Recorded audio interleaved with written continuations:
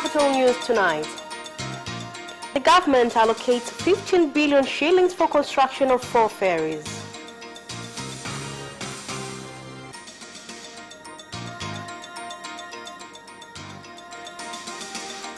The government issues 15 days deadline on construction of school infrastructure in the country.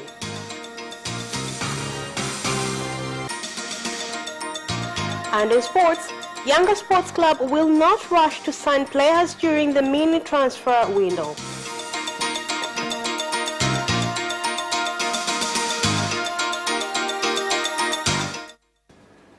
Good evening, this is Capital News at 9:30. My name is Nasma Mwambe. Let's get started with the national news. Prime Minister Kassim Majaliwa has said the government has allocated 15 billion shillings for construction of 4 ferries, whereby among them is MV Kilindoni, which will provide services in Mafia Island. Prime Minister Kassim Majaliwa made the statement when MV Kilindoni ferry was being tested in Dar es Salaam. Lakini pia tumetengeneza kivuko ambacho kitaanza kazi wiki ijayo. We've also constructed another ferry to commence service next week worth 3 billion 100 million. It also has capacity to carry 100 tons of goods, 200 passengers and 10 vehicles. Today we are here to launch MV Kilindoni with capacity to carry 500 tons in goods, 200 passengers and 10 vehicles. Uwepo wa kivuko hiki ni faraja kubwa sana kwa wana Mafia. This ferry is a big comfort to the people of Mafia and all Tanzanians. Sana la kusimamia. As I speak, this ferry is the 32nd and there is another one coming. Hiki kivuko kilichoingia majini ni cha 32. Residents from areas along the border of Tanzania and Kenya in Rombo District, KILIMANJARO region have expressed concern on lack of water services and that water sources in flatland areas have been directed to neighboring Kenya. They voiced their concern when the Deputy Minister of Water toured water sources in Rombo District.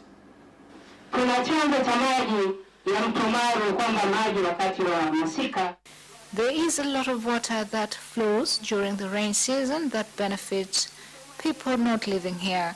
So how is the government going to help us to stop the water so that it benefits us?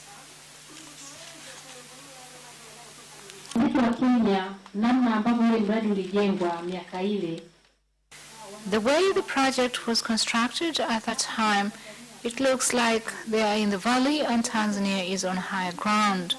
This is why they have been getting more water than us. I've instructed relevant water authorities that the cost must be reflected on people's ability to pay.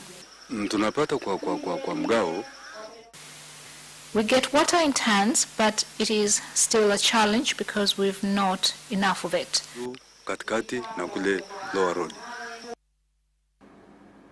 The government has directed regional commissioners and directors in the country to ensure that within 15 days, the construction of school infrastructure is completed by using the 171 billion shillings allocated by the government in June this year.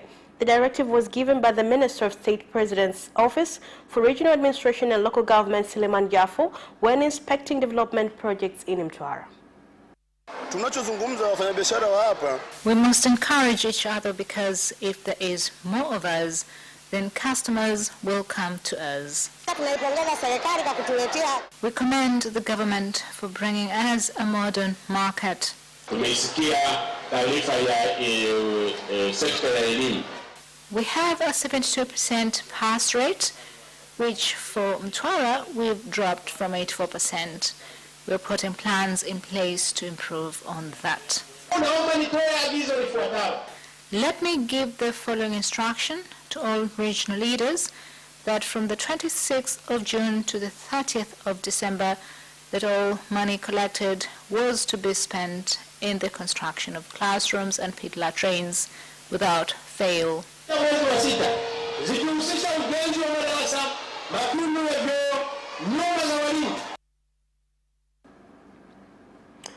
renowned businessman and chairman of Mortison Group of Companies, Subhash Patel, has passed away last night at his home in Kisutu area, Dar es Salaam, whereby his body will be laid to rest in Thursday at Hindu Cemetery in Makumbusho area.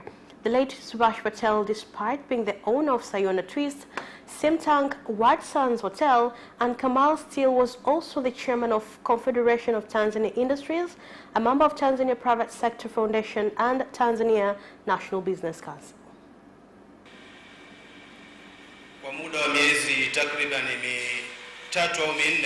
For about 3 to 4 months, we met to pray for him, our boss and father.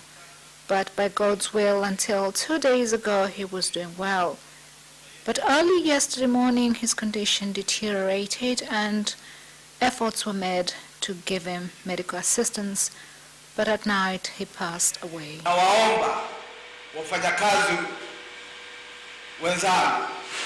I'm asking fellow workers to honor him.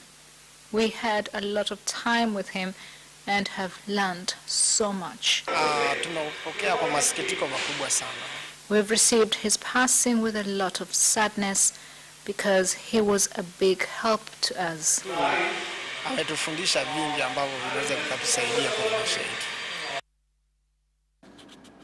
The European Union, through the French Development Agency, AFD, has given Tanzania a grant of 30 million euro, equivalent to 84 billion shillings, for implementation of a Tanzania and Zambia power distribution infrastructure project.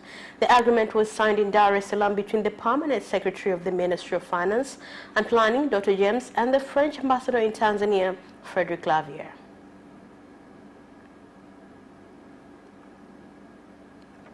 Huu pia unahusisha ujenzi wa njia mpya ya kusafirisha umeme katika maeneo ya vijijini ambapo yatafikiwa na grid ya taifa na kuongeza uwezo wa njia zilizopo za kusafirisha umeme.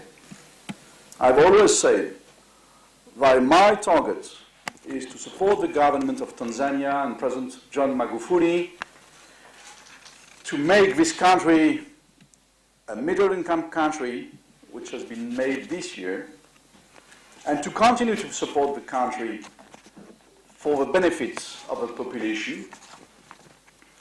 And the fact that today we do sign this interconnection project means that we do upgrade our supports, not only for Tanzania, even it's the main objective, but also in a perspective of our regional markets, for which I am very convinced Tanzania is made to play a leadership and to become, in the next 5 years, MTWARA, the platform to invest for development, but also for private sector. The EU grant will also reduce Tanzania's burden for loans repayment by taking on part of the costs.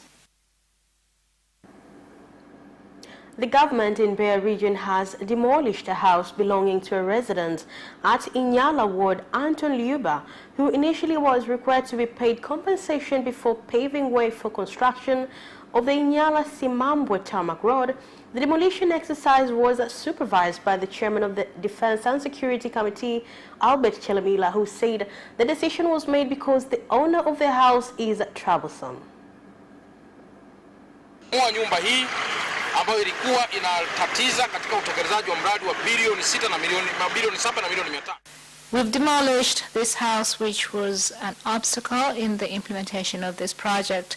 So we've come here with Honorable District Commissioner so we could supervise the demolition.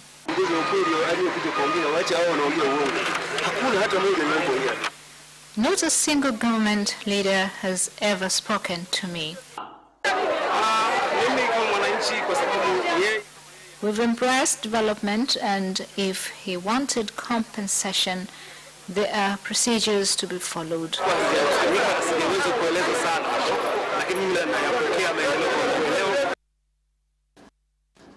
The government of Zanzibar has made public 13 investment projects and said it is ready to cooperate with local and foreign investors. The Minister of Economy and Investment in Zanzibar, Mudrik Ramadhani Soraga, has said that the 13 investment projects already have support from the World Bank. Sasa kikubwa ambacho nimekigundua hapa kwamba kuna wawekezaji ambao tayari. What I've noticed is there are investors ready with money that have shown a willingness to invest. But at the moment, because of PPP laws, it only allows for one person to be given the project. So this is a legal challenge which must be reviewed afresh. We've done a concept in all 13 projects, but it is a hope that all 13 projects within this financial year should begin. Accessible. There are a lot of young people on the market in need of employment. So once projects are implemented, they too will get into employment. Meanwhile, President Dr. Hussein Mwinyi has dissolved the board of directors of the Shipping Corporation of Zanzibar due to poor performance. Taifanya zipa iwe efficient, lakini lazima mtufidi. Sisi huku serikalini. In the government, we don't see the bigger picture, but you do, and you work to make ZIPA what business owners expect. Tumefarajika sana. Nia kubwa ya kuja kukutana na wewe leo hapa. Our objective in coming here today is to introduce the board. Na kuzungumza wachache hasa katika masuala ya hotuba.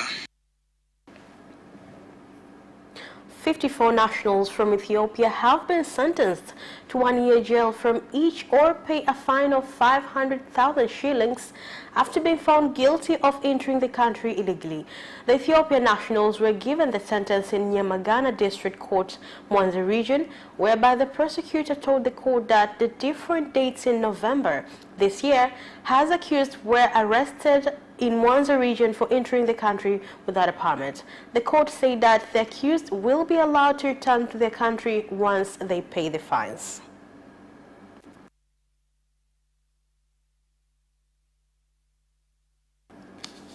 And that is the end of the national news. International news comes next after the break.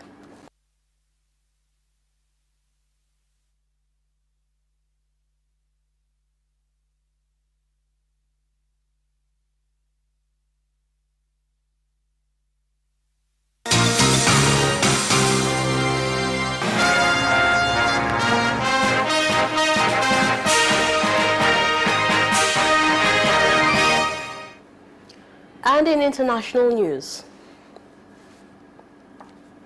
United States President-elect Joe Biden claimed victory in the Electoral College after key battleground states gave him Vice President-elect Kamala Harris a clear majority of electors, whereby he rebuked President Donald Trump for failing to acknowledge the will of American people.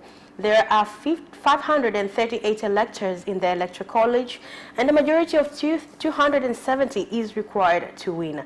Biden won 306 electoral votes to Trump 232. Now moving on to the next story, the government of Kenya has said it will set up a team to seek a diplomatic solution between Kenya and Somalia. This comes after Somalia cuts its diplomatic ties with Kenya, citing constant violation of Somalia's sovereignty and territorial integrity. Somalia have got, a lot of similarity and a lot of, factors that There is a lot that we assist each other with. For instance, KDF officers are in Somali fighting Al-Shabaab. We also have thousands of Somali refugees in Dadaab camp. So far, we've done everything possible to resolve any diplomatic challenges between Kenya and Somalia. And that is the end of international news. Business comes next after the break.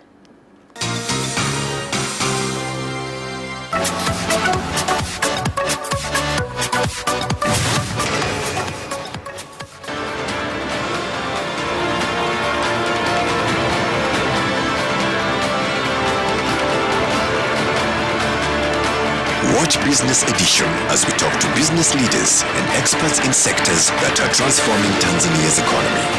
We believe that the driver is the customer. To change the mindset of traditional HR to digitalization.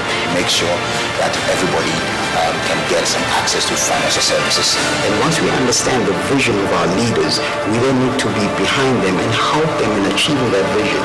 Business have involved mercantile operations, trade guilds, or shared agricultural production, infrastructure, construction, financial sectors, tourism, and mining. Business Edition on Friday at 8:15 p.m.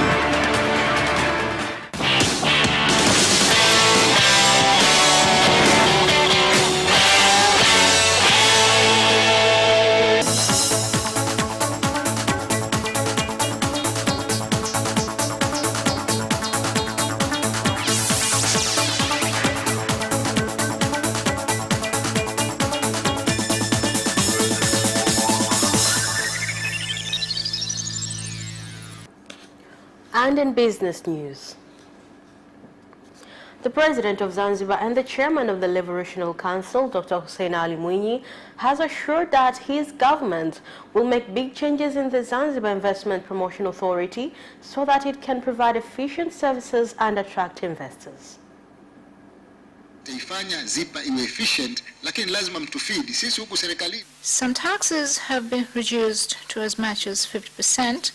And others by 60% compared to mainland. So on the 40%, you must be amongst the people telling them to pay. 50% ukilinganishwa na bara. Baadhi limeshushwa by 60% ukilinganishwa na bara.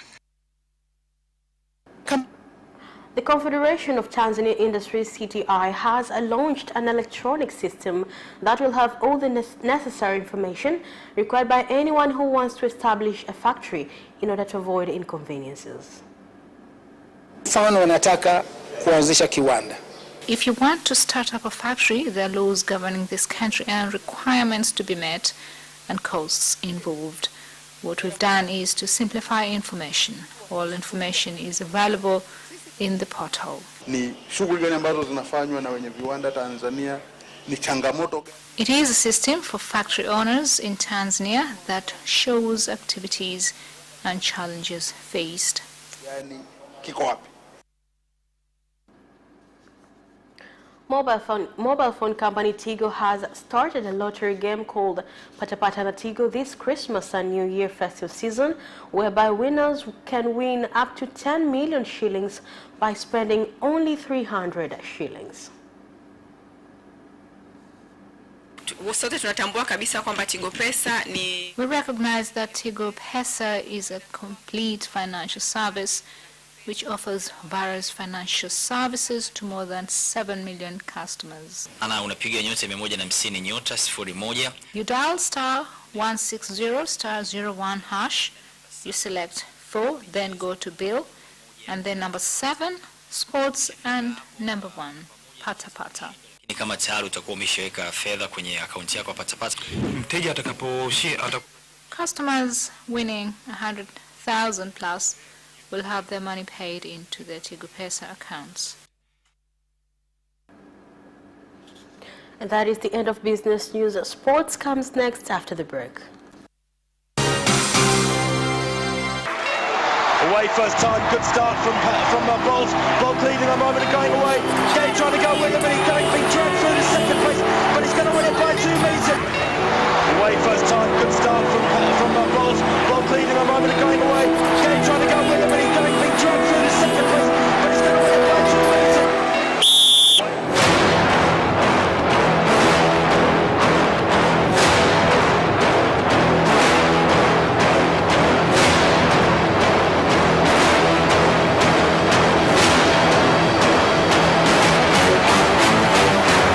Opposition, Joaquinho, he did lose to Lent.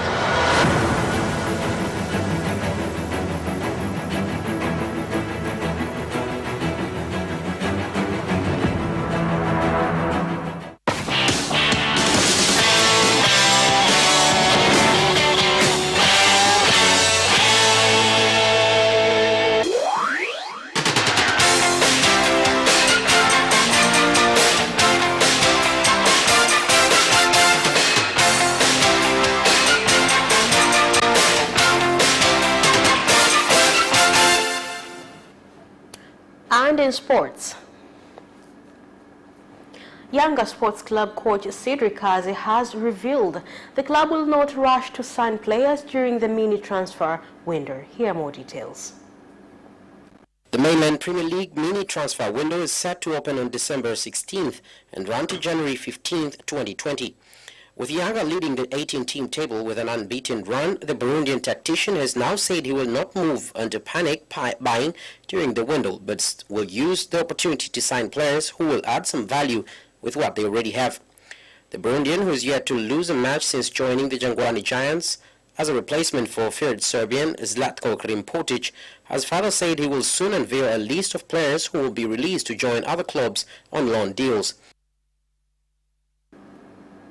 Azam FC were held to a 2-2 draw by Namungo FC in the Tanzania Mainlands League game played on Monday. Here's more.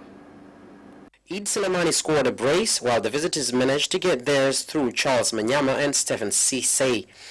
This was coach George Londamina's first assignment after taking over from Vivian Bahati, who was serving on an interim basis following the sacking of Aristika Sioaba of a poor performance. The Zambian was not going to have it easy against the Namungo team they defeated at the Azam Complex 2-1 last season before falling by a solitary goal away. Under fire, Arsenal coach Mikel Arteta has been given full backing of the club's technical director Edu, but a relief won't be felt in the form of big money signing during the January transfer window. Here's more to the story. After the Spanish tactician oversaw a promising start to his reign last season that saw the Gunners lift the FA Cup, the North London club have struggled to 15th position in the league after 12 matches, only scoring 10 goals in those games. Edu suggested patience will be shown in first-time coach Arteta, particularly because of the impact of COVID-19 on the usual structure of seasons. Arsenal fans angrily booed the team at the final whistle of Sunday's 1-0 loss to Burnley in the first match supporters were able to attend Emirates Stadium since the recent pandemic started. Peter Crouch's return to playing action with Chelsea did not work out as he would have hoped, as he conceded to 2 goals in a 3-2 win over Tottenham in Premier League 2 action. Here are more of the details. Retired from the professional ranks in 2019 following a couple of seasons at Arsenal, but returned to Chelsea coaching staff later that year. In October of this year, his name surprisingly figured in Chelsea's 25-man Premier League squad, with the club confirming he was included as emergency cover. Edouard Mendy, Kepa Arrizabalaga and Willy Caballero are ahead of Czech in the goalkeeping pecking order, so he's unlikely to secure any playing time in the first team. Frank Lampard has claimed that football should be exempt from the coronavirus tier system and has called on Premier League's club to work together to convince the government to allow fans in region under the toughest restrictions to still attend matches. Here's the report. Confirmation that London and parts of Essex and Hertfordshire will enter Tier 3 on Wednesday means Arsenal, Fulham and West Ham will no longer be able to welcome fans for Wednesday's fixtures against Southampton, Brighton and Crystal Palace respectively, despite tickets having already been allocated. An Arsenal statement said, "We are disappointed to confirm that we are no longer able to welcome fans to Emirates Stadium for a Premier League fixture against Southampton on Wednesday, December 16th. The new regulations mean only 4 Premier League clubs can host supporters: Brighton, Everton, Liverpool and Southampton, with the rest restricted to playing behind closed doors. Lampard believes clubs in Tier 2 areas have demonstrated they can create a secure environment for the Republic at stadiums. Chelsea's manager also said that some teams playing without crowds and others enjoying backing from supporters has created an uneven playing field and is asking the league to find a solution that will benefit all clubs. And that sports item ends our news bulletin. Thank you for watching and good night.